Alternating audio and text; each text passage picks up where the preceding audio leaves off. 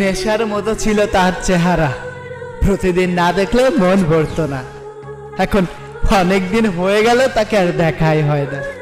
যে কণ্ঠটা শুনতে শুনতে প্রতিদিন ঘুমিয়ে যেতাম, সে নাম্বার এখন কলও দেওয়া হয় না। ভাগ্যের কি পরিহাস, তাই না? সবাই সব জায়গা মূল্য পায় না।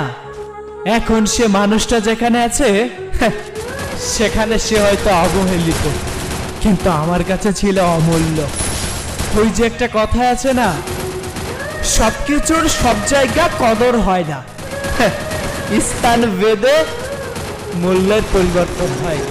কেউ ভালোবাসাকে ছুঁড়ে ফেলে দেয়, আর কেউ করিয়ে আগলে যত্ন করে রেখে দেয়, কিন্তু সেই মানুষটারই সেখানে জায়গা হয় না।